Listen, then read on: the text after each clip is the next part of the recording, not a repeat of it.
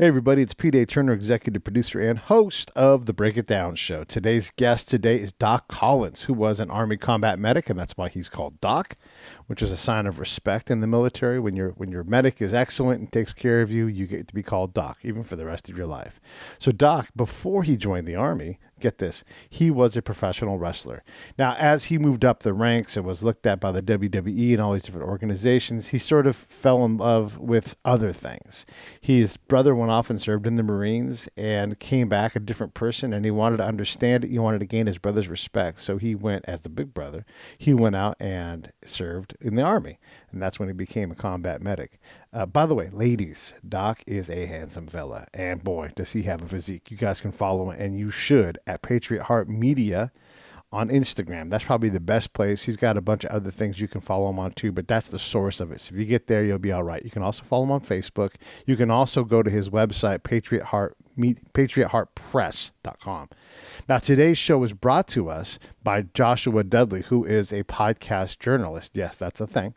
And he's written for Forbes and a bunch of other organizations. He's also been an actor, a voice actor. He's been a lot of things, but he's also a friend. So he's actually been on the show before too. So Joshua, as a lover of independent and I guess you would call it non-WWE wrestling, he actually toured around with David Arquette as David Arquette got back into the indie wrestling scene. So there's an interesting guy there for you. You should definitely check out his episode. So Doc Collins is coming at us. You're going to love him. He's got a book called 1,300 Hours, got a bunch of other stuff coming up. He's an incredible dude. We're going to love the heck out of who he is and what he does. All right, how you can support the show. So go to breakitdownshow.com and click on the shirt button. Buy a shirt. That's one way to help. You can, anytime you see this show, share it. Just say, hey, this is a great podcast. Tell your friends. When you see our social media posts, liking, commenting, those kind of things. If you're on LinkedIn, we're everywhere. If you don't listen on YouTube, and that's normally what I push to try to build the YouTube subscriptions, but if you listen on iTunes or Stitcher or Overcast or Google Play, wherever it is, we thank you for that. There are so many of you out there that I just want to let you know I see you, and I'm always asking and pushing because that's my job, but I hope you all appreciate that I'm out there building content so we can all have a good time. If you have something you want to suggest or say or whatever, Pete@breakitdownshow.com. Write directly in my inbox and I will respond to you. All right. One other thing. As you know, as always, we support Save the Brave. We're a part of that family. SaveTheBrave.org. Go to the donate tab. Click on a small monthly donation. That will help us to, and listen, this has been working. You all have been doing it, so I appreciate it. Keep going. These things help us make the charity bigger, more known, which gets us even more money. So we're continuing to expand and do greater things, and we have some really big things coming up in Temecula with the Bastards Canteen Performance Center. So I will talk to you all later on, but for right now, here comes Doc Collins. Lions Rock Productions. This is Jay This Moore. is Greg Proops. This is Jordan Harbinger. This is Dexter from The Offspring. This is Nathan This is East. Sebastian Younger. This is Rick Marotta. This is Stuart Copeland. This is Mick Gillette. This is Andy Summers. Hey, this is Skunk Baxter. This is Gabby Reese. This is Rob Bell. Hey, this is jonleonguerrero. Hey, and this is Peteaturner. Hey, this is Doc, and you're listening to the Break It Down show. What's up, Doc? Got him on the Break It Down show. Doc is a fellow veteran. We always love that. He's a professional wrestler. I love that. Also an author and a speaker. So a pretty interesting cat. I know you're going to like him. And he was brought to me by our co-producer, co-host today, Josh Dudley. And you've probably seen Josh write about, well, wrestling for sure, but write about podcasting in the past. He's been on Forbes and in a bunch of other places. Gosh, I don't even know if we're allowed to say Forbes, but Josh is a notable writer, and it's great to have people helping me create this show. Hey, Josh, tell me why we have Doc on the show today. Well, Doc's been a friend of mine for a long time, and it has been an absolute pleasure to watch him on Instagram and Facebook read chapters of his new book, Piece by Piece, and sort of unfold that. And it's like he's been taking us on a journey. And it's been happening real organically, and I've been excited to see it happen. And he's got a lot of great stuff going on, and I know he's a great talker, so I figured he'd be great for the show, and he's got an exciting announcement for us about his wrestling career as well. Oh, an exclusive. Hey, Doc, what's your big announcement? Well, since the idea had been dropped back into my world of re-entering the ring and putting on tights and boots and actually locking up with today's version of sports entertainment workers versus 10 years ago, when the last time was that I was in the ring. 10 years ago, I had a character that I worked with mainly that I'm just not any part of that character anymore myself. And so we have to reinvent ourselves and recreate ourselves, don't we? So today I'm sharing with your audience first the name and the character that I'll be portraying in the ring come this spring. Well, I can't wait to see it. I saw him 10 years ago in a match, and I thought he was great. And he had this long hair and a great physique, and well, it was just happenstance. He was at the Virginia Masonic Temple for VCW, what's called Vanguard Championship Wrestling or Virginia Championship Wrestling. That's what happened back then. So I can't wait to see what he's got planned for us next. And got to reconnect with him a few years ago and met him at a book signing and got an autographed copy of his new book, 1300 Hours, which clearly seems to be inspired by some of his personal experiences. And I can't wait to hear him talk about that as well. Well, let's hang around with the wrestling part for a minute here. As you evolve as a wrestling character, I mean, how does that even work? I mean, that doesn't have, we need some reference. We need some context, Doc. Help us understand what that even means. So for anyone getting into a performance role that has any expectation or any hope of a future in the sport, you got to have proper training. And so I went through 14 months of professional wrestling school with the Vanguard Championship Wrestling organization. And I had some really terrific trainers, a couple of which I've been able to fortunately reconnect with in hopes of being able to get my feet back under me and shake off this ring rust. So early, just talking with my trainers, I had an idea for a character I hoped to be able to portray. And at the time, the company that I was going to be working with just didn't need any more heels. There were enough bad guys running around. They needed somebody to stand for something good and positive. And so the character that I went with, formerly named Gamble, was kind of an irreverent baby face that was just a product of back and forth conversations with my trainers. We settled on the name that was inspired by one of my childhood friends who's in the entertainment business as a recording artist and has done extremely well. And so now, 10 years later, after reconnecting with all of these just great people, I mean, Gamble has reinvented himself. He's Gambillion now. Of course, it's 2020, so you got to up that game. My old trainers have said, they challenged me. So they asked me, is any bit of who you are now any part of Gamble, that character?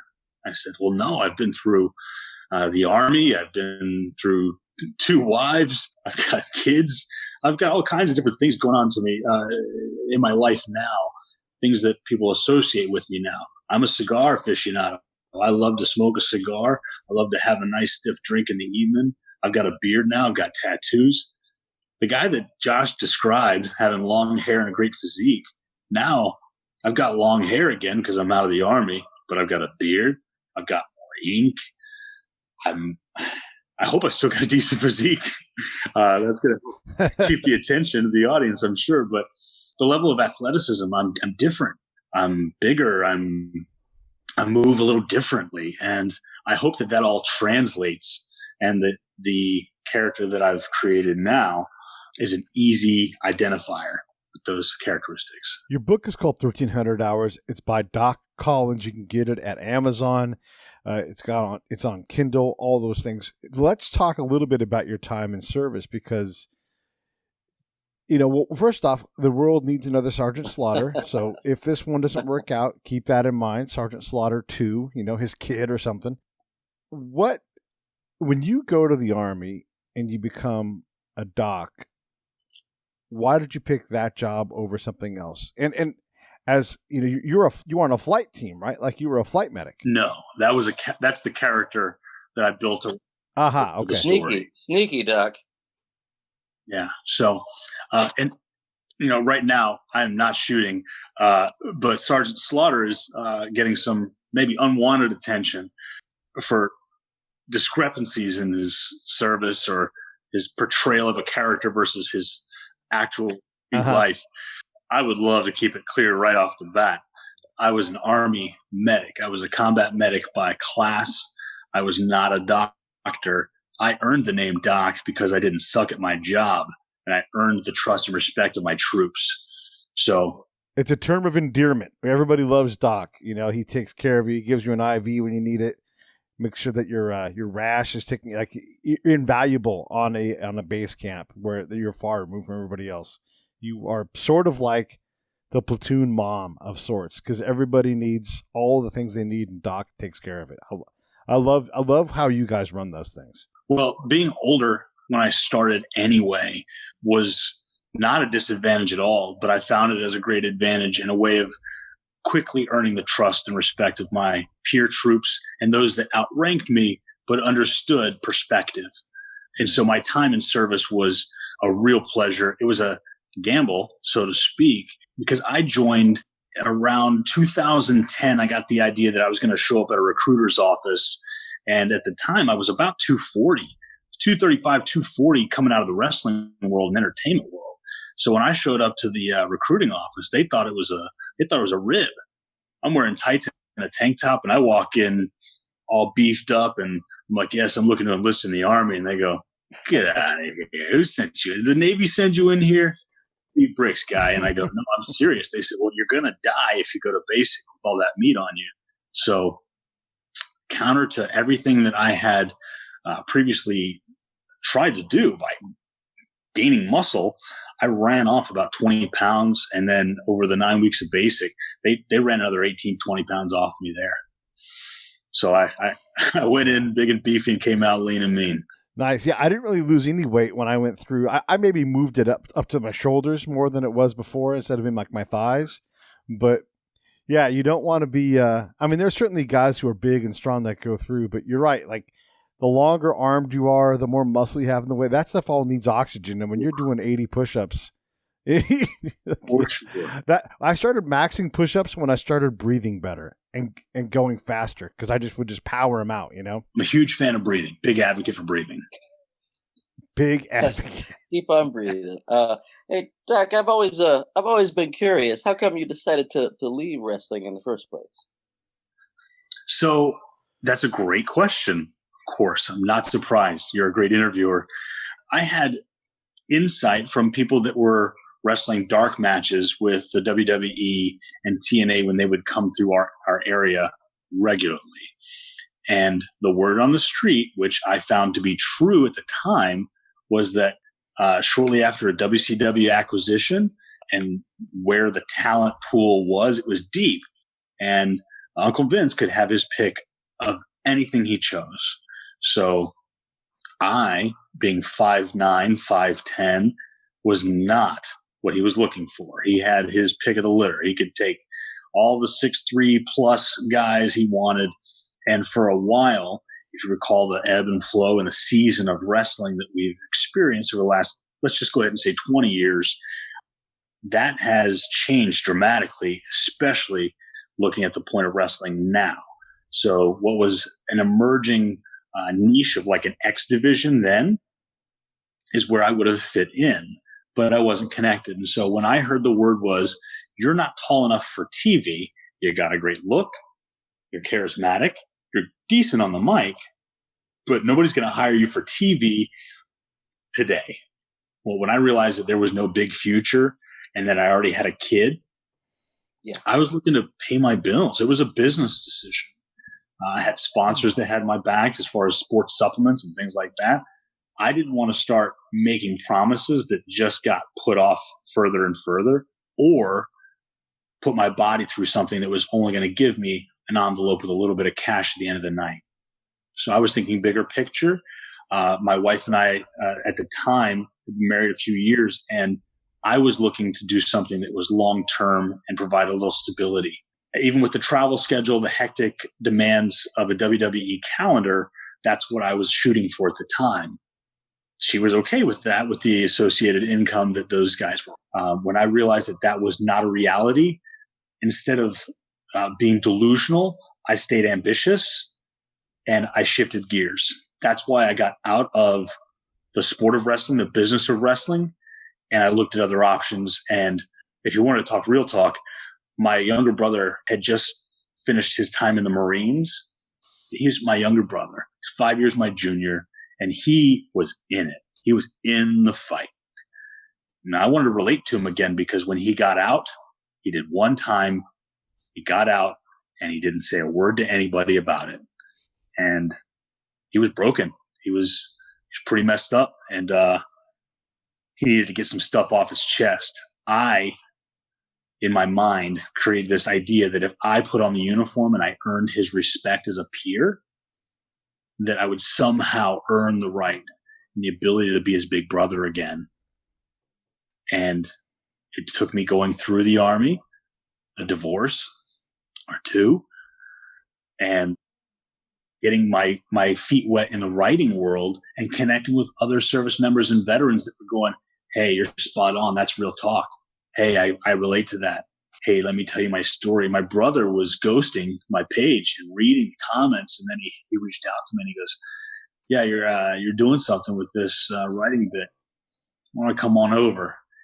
So he came over and he looked at me and he said, do you want some content for the next book? And I poured a glass, and man, he got a lot off his chest. And let me tell you, it was so worth it. He's so good now. He's got the professional and the personal traction that I would hope for anybody. And it really, I feel like it was a bit of a jump off point for him because he was able to speak. I mean, of course, he checked the blocks, getting out, all the out processing stuff, all the counseling that they offer. He just pass. And some of the content in the book, 1,300 Hours, thank you. If you didn't know, Josh Dudley is a featured character that returns throughout the series. So I'm sure that has no reason or bearing on why he's holding this interview for me. Boy, let me tell you, for him to have gotten that off his chest was so worth it. We've been able to reconnect, and I'm watching him grow and do so great. I'm so happy for my brother right now. Wow.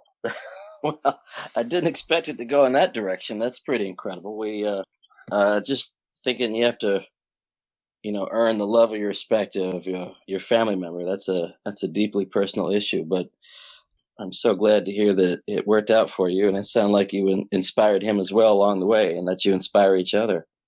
Yeah, I love my brother. It's so great to see him do his thing. He was a late bloomer in entertainment also. I think he won a lot of cash prizes in Hawaii doing drunk karaoke out in Kaneohe Bay as a Marine. Then his friends asked him, hey, Ashby, can you do that sober? He goes, I don't know.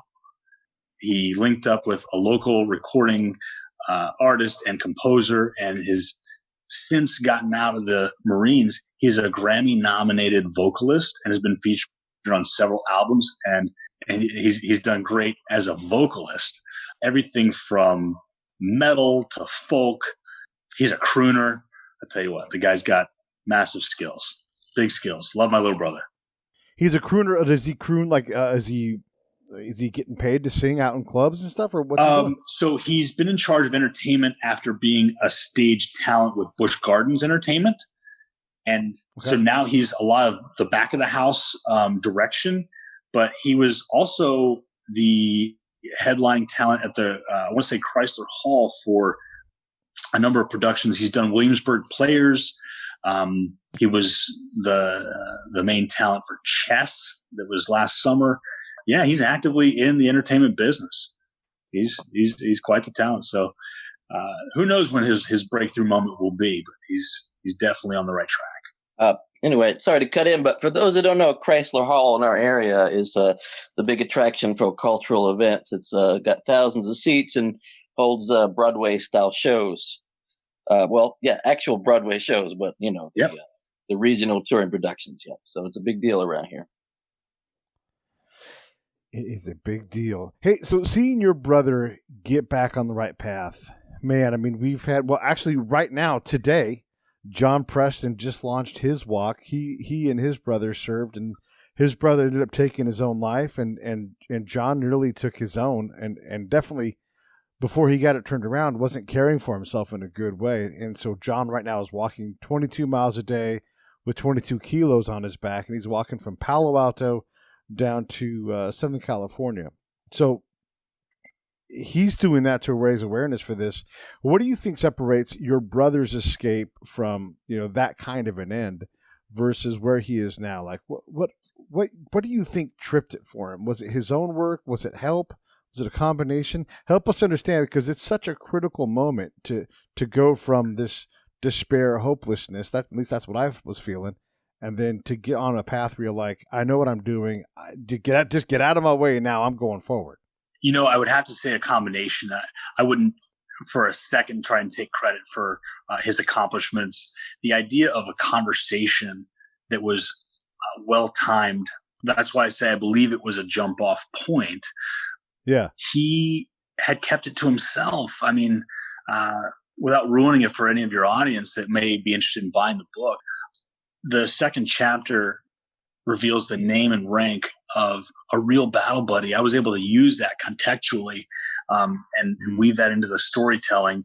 And he said he hadn't even spoken the name Corporal Aaron Seal that he could recall since the event that took his life. And I go, man, that's important. And so I made that. Yeah. I made that really count going forward within something that I could do in hopes of immortalizing at least the name and the memory of one guy, one of our brothers. And so part of my personal mission and vision for my writing career outside of the ring, but my writing career, and we'll talk about honoring names here in a second, is to be able to keep the memory alive of people that fall in the line of their work and in defense of our country and serving our communities.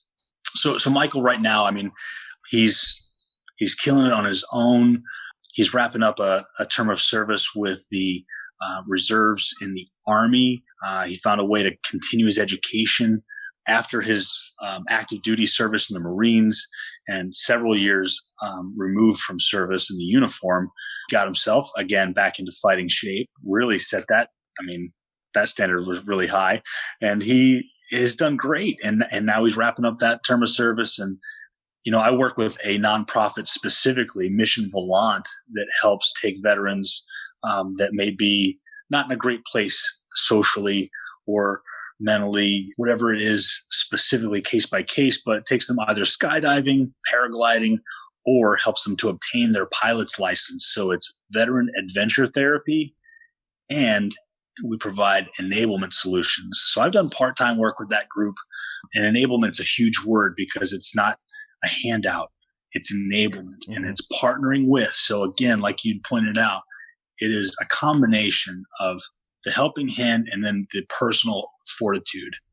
And I want to give my brother all the props for having the fortitude to step into this moment that's his moment. The Mission Volant deal, really, I've had a part-time application of working with guys and seeing them do demo jumps. And of course, everybody pops for, somebody jumping out of the sky and having a streamer and the American flag. That's cool. Everybody loves that. Yeah. But really being able to shake people out of apathy. I mean, if you got a guy that is being a social dickhead and he needs to get off his hands and get out, nothing like jumping 14,500 feet to wake you up and give you an experience that reminds you of that rush that maybe you chased, but then you got tired of chasing and you fell into poor behavior and bad habits. So I love working with the team. They've offered me a seat at the table. I'm very proud to be part with the Mission Volant crew because they're actually doing very good work with our bros, and it's great. I'm pretty excited to hear that. My brother's ex-military. He got injured in boot camp, and he's got some nerve damage in his hands. But the point is, most days he barely leaves the house. So, man, I'd love. I've been trying to figure out how to inspire him or to keep going in the fight for years. I don't know. After this interview, and after we get done having a drink and having fun today, we'll talk offline. But you're right, though, Josh. You need to get him up and out of the house. I mean, whatever damage he has, it's overcomable to the point that he's able. But he's got to go out and go do it. And the thing I think, and I'm positive a doc's going to agree with this. When you're of service to somebody else, you gain a purpose, and that purpose drives you to create more service to other people. And even if you're unable to maybe work a 9-to-5 job because of the hand and everything else, you still can go out and support. You can still be present. You can still write a letter. I mean, you don't need a hand to write a letter anymore. You can literally talk to your computer. So there's all kinds of ways to be of service. Hopefully your brother can find that thing that will unlock that desire, because that's why we joined the service. We wanted to be something more. You don't walk into a recruiter's office all jacked up and ready to go at 250 pounds, like I'm ready to go do it, because you don't want to be of service. You do that because you want to do your part. To do what? I mean, exactly. I regret not answering your question directly earlier. You reminded me. Why did I choose the job I chose?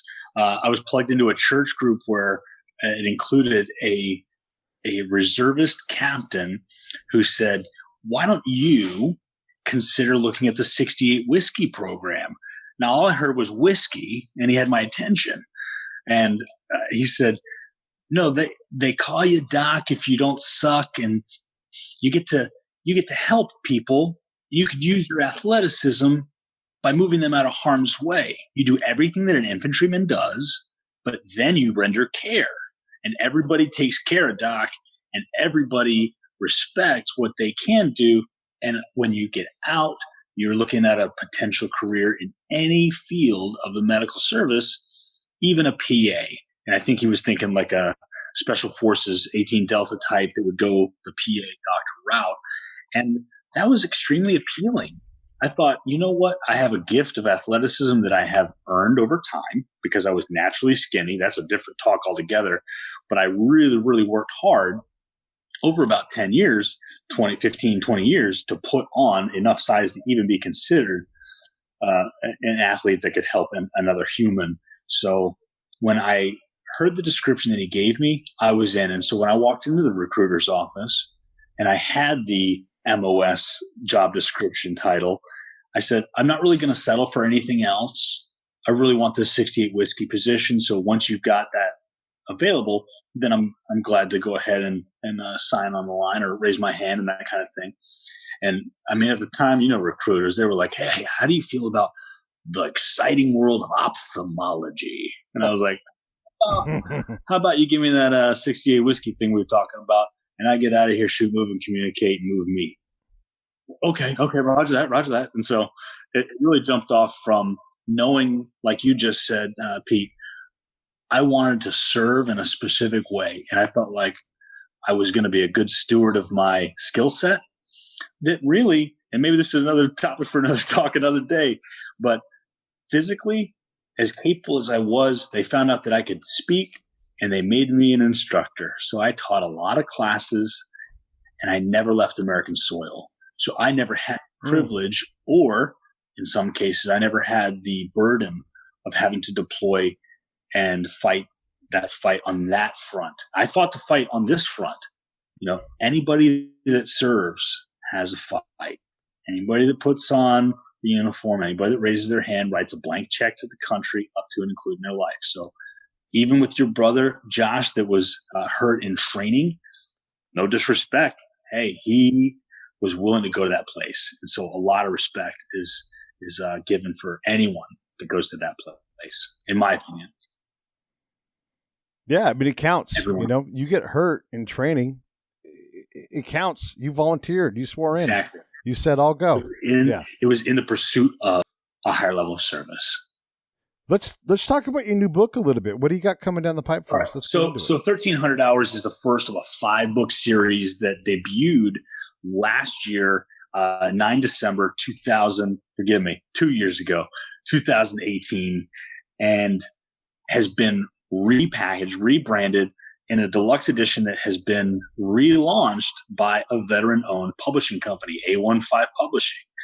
They've put together projects for the likes of Mayans MC star Rocco Vincent Vargas, and former guest on the Break It Down show. Hey, shouts. All right, that's great because we can tag him in this and it's relevant. Yes. The A15 Publishing team has repackaged my first to make it the second edition of 1,300 Hours and has repackaged 1,400 Hours to release. We're expecting a Valentine's Day release.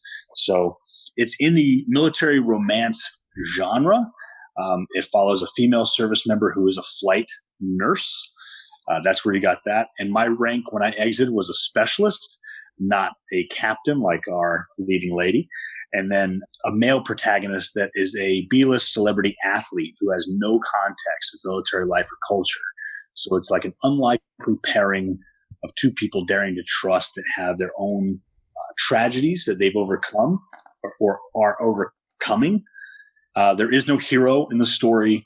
They're both equally broken, and I'm very, very excited to bring it to public. I mean, these are things that have been bubbling inside of me since 16. Found myself in a military family life counselor's office with my second flailing marriage, and the counselor asked me if I had an artistic outlet. I thought he meant like singing country songs, and he just meant writing. So I started writing, and I haven't stopped since. And I'm thankful to say that it's opened up a real crimp in the hourglass for my creativity. I realized that I owe a lot of credit to the world of television professional wrestling, my trainers and coaches along the way that taught me how to tell a story well. And I was able to plug in all of that. And now I find myself happily smoking a cigar, sipping a whiskey in front of the keypad and putting in some really quality, long-lasting work. I love it, man. I love it that you're able to take this. There's so many different paths here for you. You're clearly a storyteller, whether you're performing on a mat or, getting your story out there in 1,300 hours and now this new story. Do you see some other, you don't seem to be contained by, any particular medium. Do you see yourself doing other things, maybe a podcast, maybe, more acting in a more traditional setting? What else is out there for you? So I realize that time is on my side. I'm a young 37, not afraid of the physicality that wrestling will demand of me. Excited for the challenge, actually, realizing I've got gas in the tank, as Caleb Conley put it when I was chatting with him. Caleb Conley's an independent professional wrestler with a great bit of traction with the NWA specifically, was a great talent that I worked on my way out. He's one of the last guys I got to work with, and a great inspiration for me to re-enter the world now, connecting me with Dave Lagana, Billy Corgan's office out of Atlanta for the NWA. So when I worked in that world, it opened up the storytelling for sure. Down the line, maybe some acting. I've done some modeling before. Josh can attest to my rugged good looks. I'm very handsome. The ladies seem to think so. When I was wrestling, I always said I was over with the grandmas and the 16-year-old pregnant chicks. But now it's funny. I've got kids. They're 8 and 11. My Titans, Titus and Maximus, are brilliant young men, creative in their own way. My 11-year-old is really quite the... Hey, this is Peteaturner from Lions Rock Productions. We create podcasts around here. And if you, your brand, or your company want to figure out how to do a podcast, just talk to me. I'll give you the advice on the right gear, the best plan, and show you how to take a podcast that makes sense for you, that's sustainable, that's scalable, and fun. Hit me up at pete@breakitdownshow.com. Let me help. I want to hear about it. My 11-year-old is really quite the video producing. He does stop motion video, high interest in that. He was giving me direction for some trailers that he was shooting the last weekend that they were here. So I got a little, hopefully I'll get a pop when he puts it on his TikTok. He's got maybe a future in production. And so acting is something definitely, my writing has kept my emotions available. Like they're always within reach. And I hope that that's an asset. Podcasting, I've loved being a guest. My first podcast that I was a guest on was Sarge Approved. It was a veteran podcast. I've been on dozens and dozens of podcasts, but I reached out to Josh specifically and asked for his guidance on the show where I could reveal my name and gimmick that I'll be working with as I reach back into the world of pro wrestling this spring. And so, Pete, I'm no big deal, but this is kind of a big deal. Yeah, well, I love it, man. I love it that, look, I love becoming Josh's friend. I love getting to know other veterans that are doing incredible things. And one of the things that's incredible about the things that we do get to do is that effort is never going to be the obstacle. I've talked to so many different veterans that are actors, and they're like, the whole show up on time and be prepared for my job. Like that's not even trying. Like that's what I automatically do. And so they make a lot of their money by just being bankable. You know, you're not going to be in the way. You're not going to cost me any money by anybody having to wait on you. You're going to know your marks. You're going to know your lines. You're going to deliver them properly. I don't think Doc's a mark. So, anyway, okay. But he does look like he'd make a good heel. But yeah, I mean, that's the whole thing is guys like us, we know that like if this takes 12 hours to prepare, then I'm going to be prepared and be there early and be ready to go. And so it doesn't surprise me at all that you're doing well. I love to hear all these stories, and there's so many different people from our little tiny world doing so many incredible things. It's great to share those. So it's really my honor to be able to host you on the Break It Down show and have you come on and talk about this stuff. It's fun, man. This is a good time, and it shows that there's so much to do after service. I hope that if anybody's ever inspired, I don't see myself as like an inspiration or a motivational character. If that happens, great. If you do something, I don't want to give you a boost and get you all pumped up, gassed up, and rah so that you can turn around and haul off and do nothing. If you do something with something that you saw on a social media post or in a video, or you saw me do something in the ring, or you read my book, great. I want to know about those victories for you, because that might be the jump off point for you to create. Again, it starts with behaviors that over time become habitual and then develop the character that you're going to be. So that's where I see it. Yeah, it's going to be neat to see you get back in after 10 years. Pete was talking about me writing about wrestling. I spent most of a year following around my pal David Arquette's return to wrestling after many, many years. And he's just had so much joy getting back into it. And I can't wait to see you experience that same joy of jumping off the top rope again and being one of the boys. It's going to be something. So if we're at that point, I'd love to share with your audience so that I can begin posting about it and telling openly, what my character's name and character is. Yeah, let's do it. Let's get it done. I love it. Let's go. I've been chomping at the bit. So for your audience that's not aware, we're on video. I'm looking at Pete's handsome face. He's got a fantastic beard. Josh, you've been doing the beard thing lately. Is that right? I have a fantastic beard. I wish you could see it. I'm sorry. It's all right. The feed will come back. I've got a high school friend that has since gotten closer and closer, and she's been an asset in my life over the last, for a very long time now. And her last name is rich in our American history. And so much depth of history, of course, from our area in colonial Williamsburg, from the Aldrich House, the Rockefellers restoring all this. So go ahead and flash me back, Pete. I want to show you something visually here. So her last name is Patton. And so I couldn't think of a more appropriate name. I actually consulted the family on, getting their permission, their well wishes to utilize the name Patton. And so when I return to the ring, I will be Patton. So I had this idea in my head that, a ring general is somebody that has the ability to tell that story very well and control things in the ring and understands the timetable and the ebb and flow of where they're at in the match, bring you to an exciting and thrilling finish. Am I right? Yes. So the general, I couldn't think of anything more appropriate. Now his quotes, if you look up General Patton quotes, it is prefab for promo. I could get on the camera at any point, spit a Patton quote, and they'll think this badass is going to kick ass on Saturday night.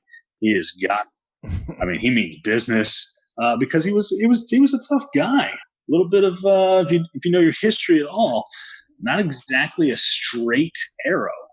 A little controversial, again, a little irreverent, if you will, with some of his thought processes. But I have a tattoo on my inside right forearm. Can you see that, Pete? Yeah. Do not go gentle. And so I had in my head the old Ramones T-shirt emblem, that logo. Mm-hmm. Everybody's got it in their head. It's kind of like the presidential seal deal. So I was just chatting about it. And then like I wanted to have Patton and then Do Not Go Gentle instead of the band members' names all around it and stuff. And so day after Christmas, I'm opening my Christmas gifts. And sure enough, I open this and Pete's got a front row seat, but it became reality. So the idea of having my imagination brought to life, and anyone listening to this will see the social media post with the logo, the branded logo. I just knew in my gut. I said, we're on to it. We're on to something big here. This is it. So to have the beard, the veteran persona, the tattoos, the cigar, the drink, everybody's got their things that they're known for, the things that are directly associated. I mean, if you got 2 cans of beer being clapped together at the top of a turnbuckle, it's synonymous with a Stone Cold Steve Austin. If you got a sycamore cane or one of those, those bamboo canes over your shoulder, Sandman's in town. Everybody's got their thing. And so I'm really excited about coming back to this world of storytelling in a physical sense and bringing my best physical package. I'm training harder than I have in a very long time, paying special attention. My family and friends know, they're like, oh, he's not getting pizza. When I have my kids on the weekends, they're getting their pizzas.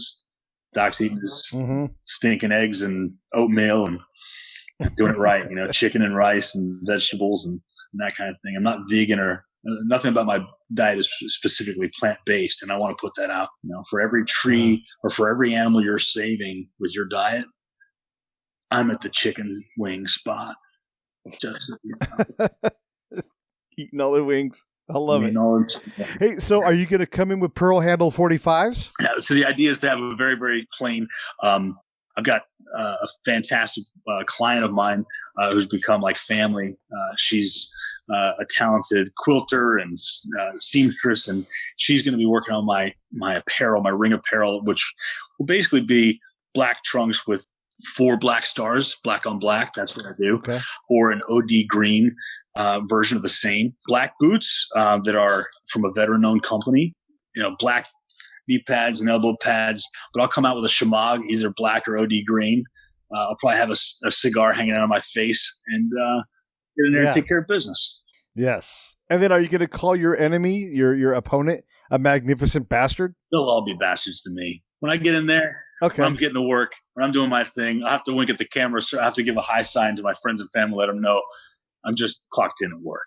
But are you going to cut them down like crap through a goose? I couldn't have said it better myself. I love it, man. I love it. I love the concept. I can already see your episode image. I'm going to get you to take a picture in portrait mode, and I'm going to slap you right in front of that American flag, a la George C. Scott playing Patton himself. I'll slap you right back. And that's good. I want you to. Yeah, man. I love it. I love it. Well, and look, there are certain characters that deserve this. Here's a great story about Patton that isn't often told. He was in the Olympics. Do you know about this? Right. Go on.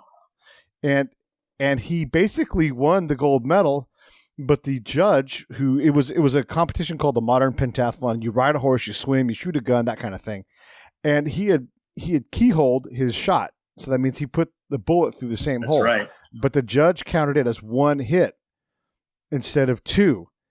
And here's the kind of character that General Patton had. He's like, okay, you're the judge. It's your call. That's not my job. My job is to hit that target. And if you don't think I did, then I'll take 5th place. What happened to that judge shortly thereafter? How did his career turn out? The judge's career. Yeah, I don't know. You don't know? I don't know. As history would have it, I don't know. He was found dead in an alley shortly after the events took place. Is that for real? That's the truth. All right. The plot thickened, and you weren't ready for it. All up in the mix. Yes. Yeah. Read. You want another one like that? I got another one for you. You ready? It's your show. You remember that guy that wrote that story about General McChrystal in Rolling Stone? Got McChrystal fired? No. You're outside of my wheelhouse. Go on. Okay. Well, Rolling Stone did a piece, like a whole piece on General McChrystal and his crew. Brad Pitt did a movie sort of about it with Anthony Michael Hall. It kind of they told that story in a movie form. Well, the guy that wrote that, ultimately, that leads to McChrystal getting fired by President Obama. The guy that wrote that story, he died. His brakes failed here in L.A. No kidding. Brakes failed. In a Mercedes. Yeah. Yeah. Maybe it was General Patton once again coming back to even the score. From the grave. No, I tell you, yes. I have no idea. Look, all the independent wrestling promotions that I hope to have the pleasure of working with have their own agendas, their own business to run. I'll tell you, the most fun I had in wrestling was working a heel angle out of Richmond, Virginia for about 6-9 months. And, oh, man, the most fun I had the pleasure of working with a Timmy Danger for my manager, who told me to keep my shirt on because the swine and swill of Gloucester, Virginia, or wherever Richmond suburbs didn't deserve to see the best body in the Mid-Atlantic. No, so I wrestled with my T-shirt on for most of the match until it got too damn hot, or the other guy wanted to chop my chest to ribbons, and then they'd take my shirt off. But, man, I tell you, there's nothing like working a heel angle. I tell you, you say you saw it in me, and we'll see. What was that guy's name again? Timmy Danger. He's now a talent working as a wrestler. Oh, he's not named Slim Safety West Danger Rogers, is he? That does not sound familiar. Sorry, that was a show I saw recently. All right. Nope. Okay. What wrestling shows are you watching right now? Who are you tuned into? Of course, the NWA has my attention.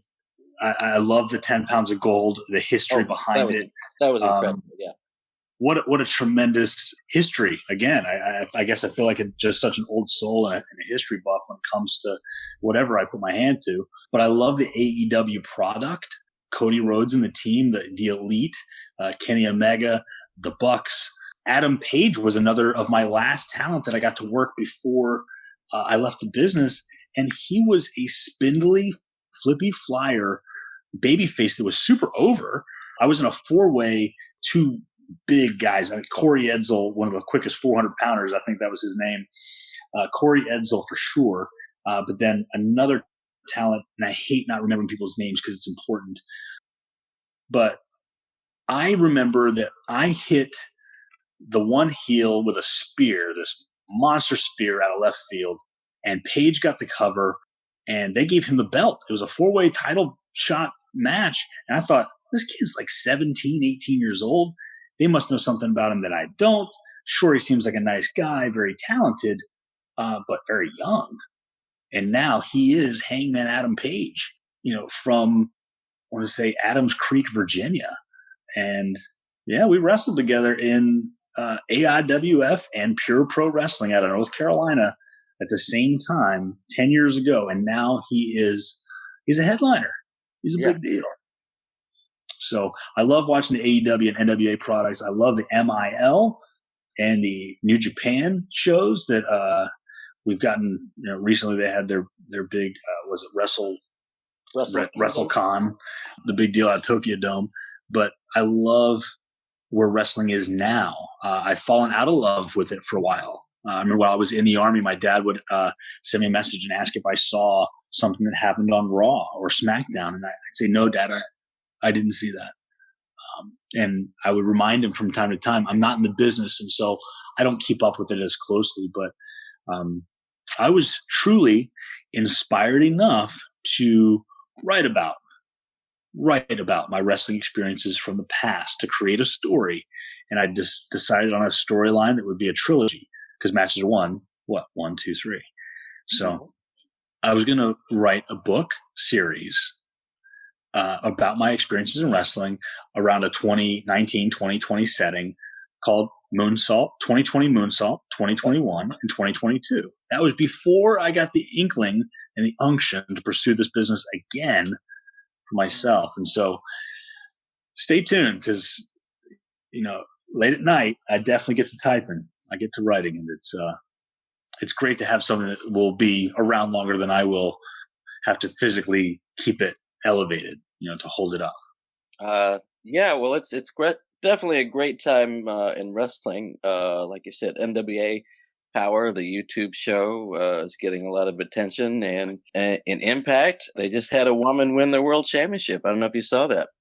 That's right. And I was going to say, TNA used to be considered like a second-tier product to WWE, but again, with their own growing pains over the years, have become another big deal. I watch the TNA product and Ring of Honor. And I believe that there are some alliances in those organizations that are only enriching what other options we have besides, the Raw, SmackDown, or NXT shows. Hey, let me ask you one more question, Doc, for the audience, and then I'll be good. Just for your fans, the folks that just want to get more of you, that maybe they haven't heard something on another show. What's the question that we should have asked you that we haven't? That's a great question. A great lead in. For my audience, the idea is everything that I write about what I know. And I don't want to ever come from a place that's inauthentic. So when I write about the flight medicine, it's a spin-off. It's just outside where I have to challenge myself to do homework, to learn about. But I do know what it's like to work alongside medics and military doctors. I do know what it's like to be both a civilian and a service member. And now I'm both. I lived enough life. I mean, I turned 30 at basic. Come on. I can speak from those perspectives. And when I get messages, they're like, "Are you Dalton?" I'm like, "No, I'm not that. I'm not the guy of romantic interest in that book. I'm both." And that usually throws them for a loop because I'm like, "Look, I came to you as a creator with a perspective on both sides of the uniform. And I'm glad to share both sides of the uniform." And, I guess my hope is that people that do follow my work, whether it's in written form, whether it's on a TV program, whether it's at a live event where they get to shake my hand, have me sign a book or a gimmick or anything for them, that they'll come away knowing that I'm in pursuit of giving more than I hope to take. Love it. I'm not on the take. I'm hoping to make a bigger impact and contribution. Just continuing in a different way, when it comes to carrying a firearm, I look like anybody else in the coffee shop for the most part. I'm not in a uniform, but I feel like I'm a greater asset to my community because I am prepared and I have a medical training background. So if anything does require me to act in one way or another, I feel like I'm, a good guy to have drinking coffee in your shop. Well, let me take what you're saying and let me amplify it, because there are guys like us out there. So something happens, good or bad, whatever it is, and it requires medical attention. We don't stand there with our hands on our cheeks and our mouths open. We run towards the person that needs help. So when we see that, and that's kind of the difference, and it's not to brag, it's just to say that there's folks out there that's what they're looking for. Like, how do I get involved in this? If someone pulls out a gun and is an active shooter, Doc and I, we're going to run towards that guy.